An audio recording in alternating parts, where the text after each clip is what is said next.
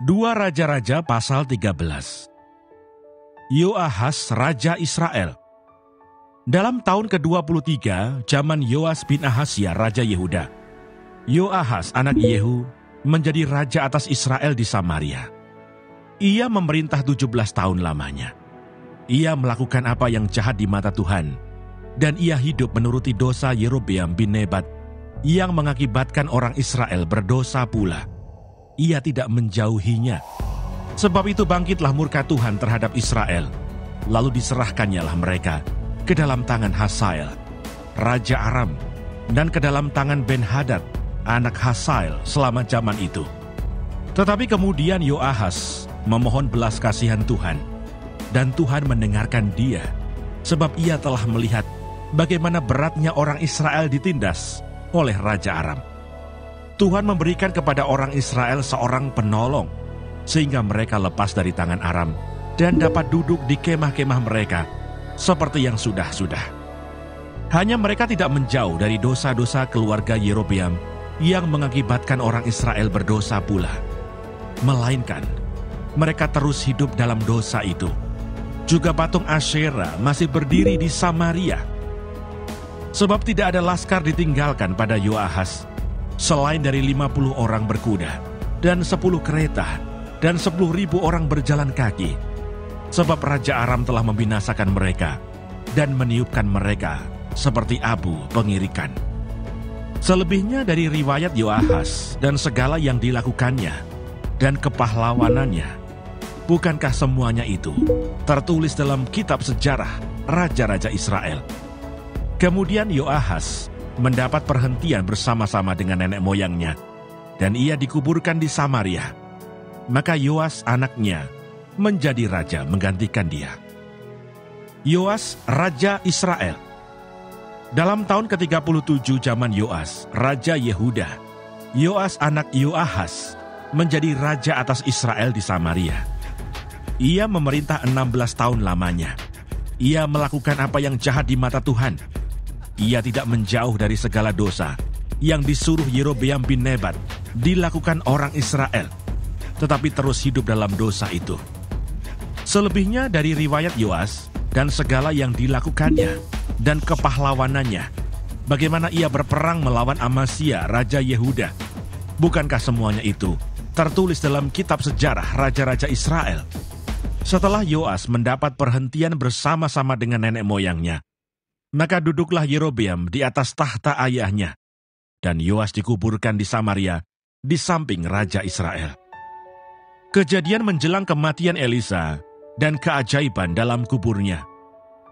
Ketika Elisa menderita sakit yang menyebabkan kematiannya, datanglah Yoas, Raja Israel, kepadanya dan menangis oleh karena dia. Katanya, "Bapakku, Bapakku, kereta Israel dan orang-orangnya yang berkuda." Berkatalah Elisa kepadanya, "Ambillah busur dan anak-anak panah." Lalu diambillah busur dan anak-anak panah. Berkatalah ia kepada Raja Israel, "Tariklah busurmu." Lalu ia menarik busurnya, tetapi Elisa menaruh tangannya di atas tangan raja, serta berkata, "Bukalah jendela yang di sebelah timur." Dan ketika dibukanya berkatalah Elisa, "Panahlah." Lalu dipanahnya. Kemudian berkatalah Elisa, "Itulah anak panah kemenangan daripada Tuhan, anak panah kemenangan terhadap Aram. Engkau akan mengalahkan Aram di Afek sampai habis lenyap." Sesudah itu berkatalah ia, "Ambillah anak-anak panah itu." Lalu diambilnya. Setelah diambilnya berkatalah Elisa kepada Raja Israel, "Pukulkanlah itu ke tanah." Lalu dipukulkannya 3 kali, kemudian ia berhenti. Tetapi gusarlah abdi Allah itu kepadanya serta berkata, "Seharusnya engkau memukul 5 atau 6 kali. Dengan berbuat demikian, engkau akan memukul Aram sampai habis lenyap. Tetapi sekarang hanya 3 kali saja engkau akan memukul Aram." Sesudah itu matilah Elisa, lalu ia dikuburkan. Adapun gerombolan Moab sering memasuki negeri itu pada pergantian tahun. Pada suatu kali orang sedang menguburkan mayat.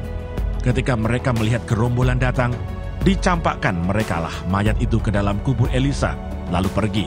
Dan demi mayat itu kena kepada tulang-tulang Elisa. Maka hiduplah ia kembali dan bangun berdiri.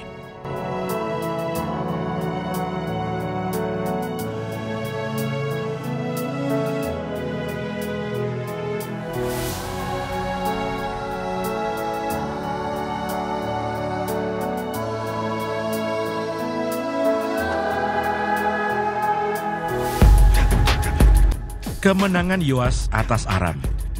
Hazael, Raja Aram, menindas orang Israel sepanjang umur Yoahas. Tetapi Tuhan mengasihani serta menyayangi mereka, dan ia berpaling kepada mereka oleh karena perjanjiannya dengan Abraham, Ishak dan Yakub. Jadi ia tidak mau memusnahkan mereka dan belum membuang mereka pada waktu itu dari hadapannya. Kemudian matilah Hazael, Raja Aram, maka Ben-Hadad anaknya menjadi raja menggantikan dia. Yoas bin Yoahas merebut kembali dari tangan Ben-Hadad bin Hazael kota-kota yang dalam peperangan direbut Ben-Hadad dari tangan Yoahas, ayah Yoas. 3 kali Yoas mengalahkan dia dan mendapat kembali kota-kota Israel.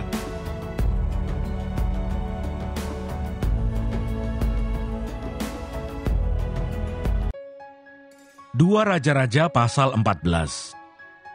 Amasya Raja Yehuda. Dalam tahun kedua zaman Yoas bin Yoahas Raja Israel, Amasya, anak Yoas, Raja Yehuda menjadi raja.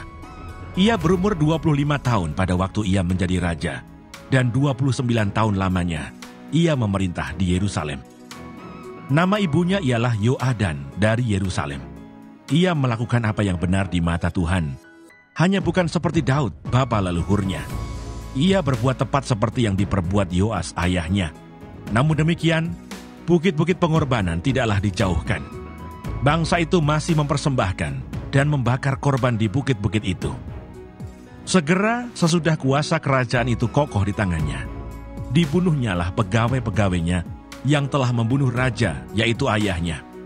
Tetapi anak-anak para pembunuh itu tidak dihukum mati olehnya, seperti yang tertulis dalam kitab Taurat Musa, di mana Tuhan telah memberi perintah, janganlah ayah dihukum mati karena anaknya, janganlah juga anak dihukum mati karena ayahnya, melainkan setiap orang harus dihukum mati karena dosanya sendiri.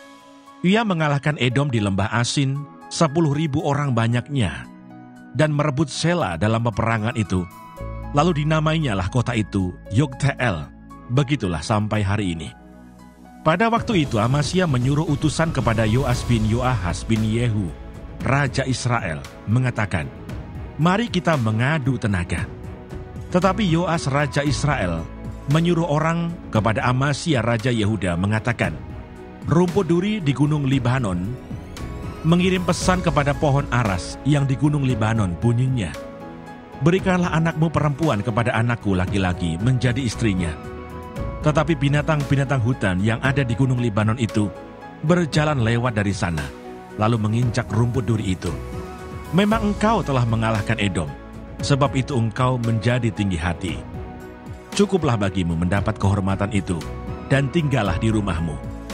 Untuk apa engkau menantang malapetaka, sehingga engkau jatuh, dan Yehuda bersama-sama engkau? Tetapi Amasya tidak mau mendengarkan. Sebab itu majulah Yoas Raja Israel, lalu mengadu tenagalah mereka, ia dan Amasya Raja Yehuda, di Bet-Semes yang termasuk wilayah Yehuda. Yehuda terpukul kalah oleh Israel, sehingga masing-masing lari ke kemahnya. Yoas Raja Israel menangkap Amasya Raja Yehuda, anak Yoas bin Ahasya, di Bet-Semes. Lalu Yoas masuk ke Yerusalem dan membongkar tembok Yerusalem dari pintu gerbang Efraim sampai ke pintu gerbang sudut, 400 hasta panjangnya. Sesudah itu ia mengambil segala emas dan perak dan segala perkakas yang terdapat dalam rumah Tuhan dan dalam perbendaharaan istana raja, juga orang-orang sandera. Kemudian pulanglah ia ke Samaria. Selebihnya dari riwayat Yoas, apa yang dilakukannya dan kepahlawanannya, dan bagaimana ia berperang melawan Amasya Raja Yehuda, bukankah semuanya itu tertulis dalam kitab sejarah Raja-Raja Israel? Kemudian Yoas mendapat perhentian bersama-sama dengan nenek moyangnya, dan ia dikuburkan di Samaria, di samping raja-raja Israel. Maka Yerobeam anaknya menjadi raja menggantikan dia. Amasya bin Yoas Raja Yehuda masih hidup 15 tahun lamanya, sesudah matinya Yoas bin Yoahas Raja Israel. Selebihnya dari riwayat Amasya, bukankah semuanya itu tertulis dalam kitab sejarah Raja-Raja Yehuda? Di Yerusalem, orang mengadakan persepakatan melawan dia. Sebab itu larilah ia ke Lakis. Tetapi mereka menyuruh mengejar dia ke Lakis, lalu dibunuhlah dia di sana. Diangkutlah dia dengan kuda, lalu dikuburkan di Yerusalem, di samping nenek moyangnya di kota Daud. Segenap bangsa Yehuda mengambil Asyariah yang masih berumur 16 tahun dan mengangkat dia menjadi raja menggantikan ayahnya, Amasiah. Ia memperkuat Elat dan mengembalikannya kepada Yehuda, sesudah raja mendapat perhentian bersama-sama dengan nenek moyangnya. Yerobeam bin Yoas, Raja Israel. Dalam tahun ke-15 zaman Amasiah bin Yoas, Raja Yehuda, Yerobeam anak Yoas, Raja Israel, menjadi raja di Samaria. Ia memerintah 41 tahun lamanya. Ia melakukan apa yang jahat di mata Tuhan. Ia tidak menjauh dari segala dosa Yerobeam bin Nebat, yang mengakibatkan orang Israel berdosa pula. Ia mengembalikan daerah Israel dari jalan masuk ke Hamat sampai ke Laut Araba, sesuai dengan firman Tuhan Allah Israel, yang telah diucapkannya dengan perantaraan hambanya, Nabi Yunus bin Amitai dari Gad Hefer. Sebab Tuhan telah melihat betapa pahitnya kesengsaraan orang Israel itu. Sudah habis lenyap baik yang tinggi maupun yang rendah kedudukannya, dan tidak ada penolong bagi orang Israel.